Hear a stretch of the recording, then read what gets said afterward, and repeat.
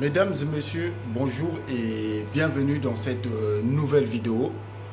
Aujourd'hui, je vais vous parler, je fais cette vidéo dans une langue euh, autre que le français, dans une langue autre que le français. Comme je vous ai dit dans cette chaîne, je maîtrise beaucoup de langues.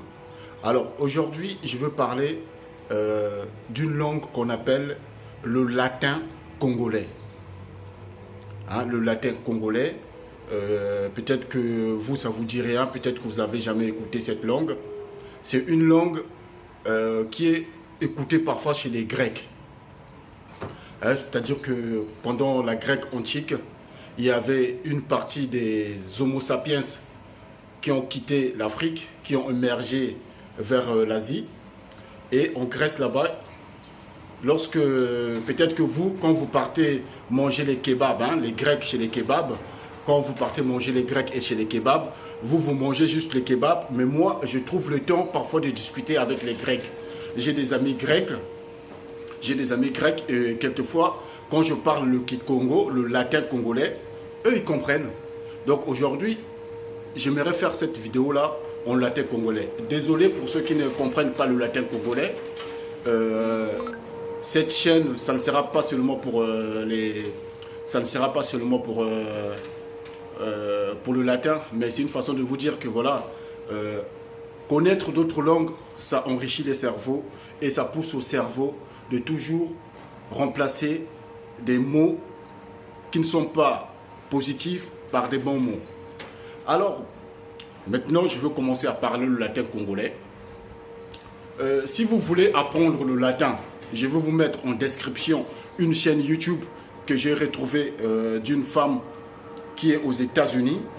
C'est elle qui fait des cours en Kikongo et j'ai découvert cela.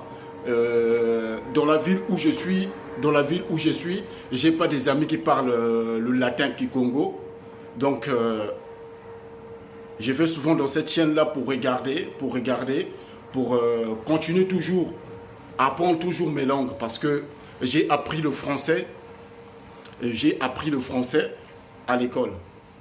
C'est-à-dire, quand je suis né, jusqu'à ce que je suis arrivé à l'âge de 6 ans, je parlais d'autres langues. Je parlais au moins 5 ou 6 langues. C'est pour cela que, en fait, si vous avez des enfants, si vous avez les moyens et les possibilités, inscrivez-les dans les cours des langues. Les enfants, ils apprennent vite. Moi, quand j'étais tout petit, comme je vous ai dit dans cette chaîne, je parle toujours de mon vécu. Voilà, je parle toujours de mon vécu. Peut-être que vous, ça ne vous dit rien, mais j'ai remarqué que dans cette chaîne, il y a des thématiques que je soulève et les gens, ils sont souvent intéressés, mais ils ne disent rien. Je sais que beaucoup de gens attendent les vidéos de logiciels informatiques, comment connecter. Je sais que beaucoup attendent les vidéos sur les campagnes AdWords. Je sais que beaucoup attendent les vidéos sur les formations Google Intelligence numérique. Je vous dis, toutes les thématiques que je soulève dans cette chaîne, concernent le business. Tu peux avoir le bon produit, mais c'est toi-même qui penses que tu as le bon produit.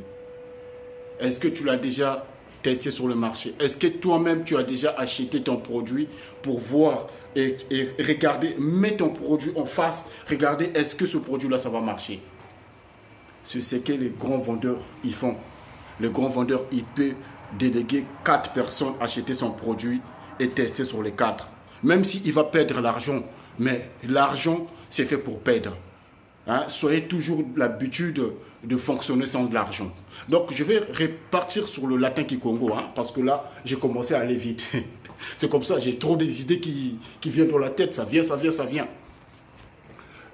Donc, batata na bamama mbote, kumba mono, jusqu'à Argaz. Babuta mono na Congo. Congo avec K. Donc, Moukana Poutou, ça fait 9 ans. Et depuis que 9 ans, Moukana Poutou, mes sales erreurs, mingi na Poutou. Parce que Mouvana na camarade, mingi, moi on a pensé que Bazaba membre. Ou que Bazaba membre V. Bazaba membre V, mais quand on a groupe ou tout ça, mais Zimbana. mais Zimbanzila mon cousin na Poutou. Ça fait 9 ans que na Poutou, mais me constater que diaspora na Poutou betkela wa mambo betutiza kusal mingi ni ba fête kusakana et ni betkena kupesa kusi na babani ya beto. Babani ya beto même bandinga beto ya boala bazabe ave. Parce que si bazabe ndinga ba ya boala bake ban konda dia na boala.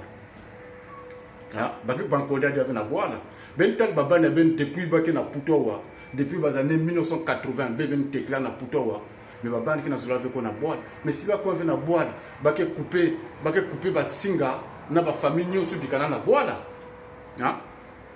muke ve awa na couper beno na kozona beno mambe zolo kusalve ve muke yake muke frère ya beno muke mwani ya beno muke papa ya beno muke leki ya beno muke tonton parmi ben qui quoi peut-être que beno que na Putoa il y a que zonzi benve mais ba yinki na boala ba yake zonzi ba mam donc depuis peut-être que na Putoa avec que ça là que ba photo na ba réseaux sociaux na kulaksa que bet awa bet melendaka bet awa bet que na ba camion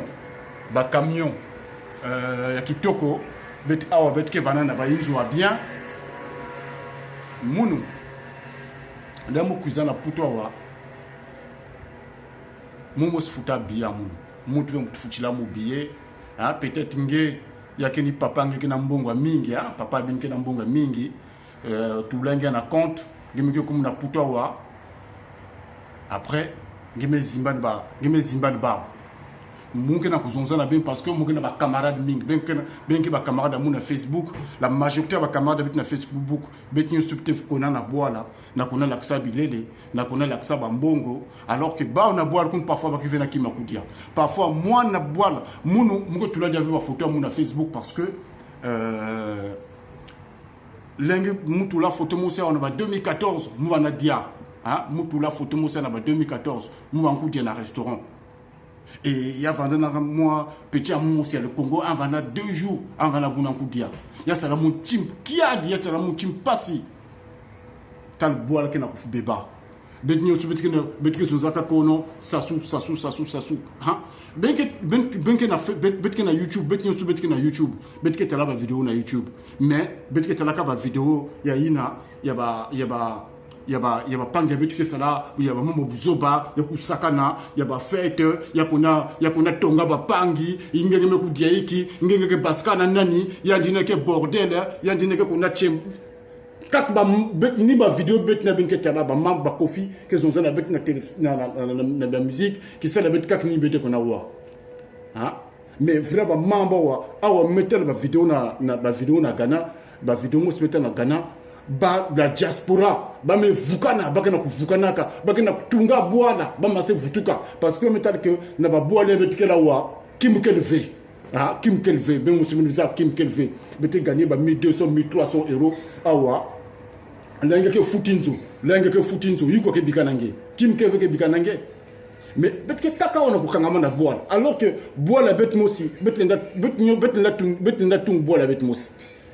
maintenant bimnyo su betke sosa awa yake na bola bet Moscou mais tel na bola côté betke là même ngeke baski na nganda kak madidi na madidi ngeke kaka partout kak goudronné ngeke baski na nganda kak madidi na madidi ngeke tala yiti ya mankondi et quel vin anana et quel vin mangol na toti quel vin basaf quel vin mais na bola betio babimnyo su na toto ta force mango ki na bola na toto or ba mangulu ni nke sala que ba fruit ni nke sala que njutu vana ma vimpi njutu vana ma vimpi njutu vana vrai ngolo mais bet me kuzaka bet dia kama dia ba congeler ben bet ko ngesi ke ko na Carrefour nge ko na côté ma dia bet ke dia ka ba congeler yaki ma dia ke pesa bet santé à bien fait yake façon faire kuzons que yake mambo imbi muna zonza ben mos côté ben kuna ben mezabia betkela wakaka matalana na Facebook kak matalana betke ngol na matalana mais betke na kulembana na kuvutuka na boala betke na kulembana na kuvutuka na boala kwa na kwa tungisa na ku bet vuka na Putoa bet salen moi et kimya ngolo bet vutuka na boala mais betke kaka wa kisala beto surtout ba kencha beto mixa la bino kumkulota kaka ba mèche hein ba mèche parfois que ba bota ku foi mumu ke na puto wa depuis mukuze na puto wa na kuze étudier mais comme kuzaka wa mukuzaka be musuza kaka ba camarade ke la wa ba tekila ka wa bazola avec l'action ba membre parce que ça que mu depuis na boile mo na toucher mbongi ya munu hein mo na toucher mbongi ya munu la mukuzaka na puto baba banda salave hein ba vanda ba intérimaire ba vanda na bisala bien fait ba vanda salave mais même na tout le monde banzila il y a compliqué mu même na ba camarade arnaquer monde même 1 million depuis na boile hein depuis na boile mu va penser qu'il va na puto en zava ba mambo o kan zava kan fa mambo en zava kan fa mambo fils 1 million bak mon inscription à Londres. Il y a ça en depuis 2011 qu'on a ça ba grimace qu'on a ça ba geste yini ba mam bet zap ko ça na puto ya kuna vuna ba pangi ya kuna na ta ba pangi na banzila imbi hein alors que ba parents bet na boile quoi parfois ba kina satu ba me coulisses beto ba vanana mbonga mingve beto ku na puto bet gagner ba 5 000 10 000 euros bet na ku lemba na ku sala tak matala na Facebook hein ya que Dieu avait Giscard Benzabak hein Giscard ya que Dieu avait Giscard parce que mounou hein papa m'a bouté en 1945 63 ans, 70 ans, 73 ans, mon azola en comme 100 ans. Donc, mon gars, puto, mon a longo kaba mambo, il que cela bat ma vimpi. Il que pesa bet sal que bet aller na mbongo, bet fondre ba entreprise, bet voutke na boala. Bet kon tungis boala. Parce que c'est tungis veut boala, boala beto.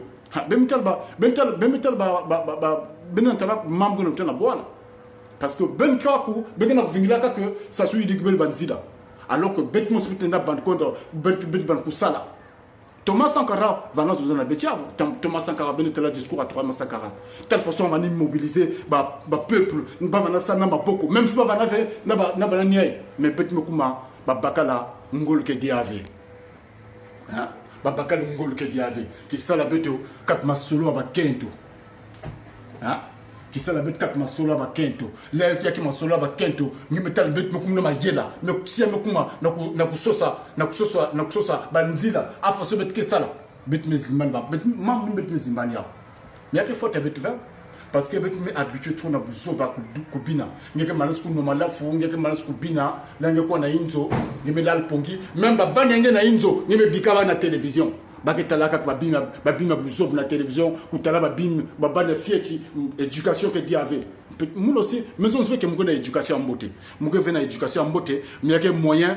na ku se questionner na ku se poser ba question afo se mettre na sala na ku vivre beauté afo se mettre que sala na ku futu na boala parce que munu muku zave na boala na ku vanda wa hein bengetala même bamos bata boala yi bakina bakezola bet va na boala ba bague zola fait vite na bola ba mais bête qu'on a forcé kaka qui ça la bête qu'on a forcé tel ba panga bête kana ku foi na ba mazawa na ku traverser na ku na bolia bête na zola kuiza na ku zola ba panga vérité awa ba pas qu'elle veut na puto wa kim qu'elle veut na puto wa kim qu'elle veut vrai ba mama ma solo yakin na ba bola ah kim qu'elle veut ba mo aussi pétrole ya bola bête mo se ba wa pétrole qu'elle veut awa na toche betkelawa ya putowa ba mangul kelve malala kelve mandarin kak peut-être mandarin kele mais ba bimi ya vraiment vimpi yakini na bola beto hein tellement diabète que diakaw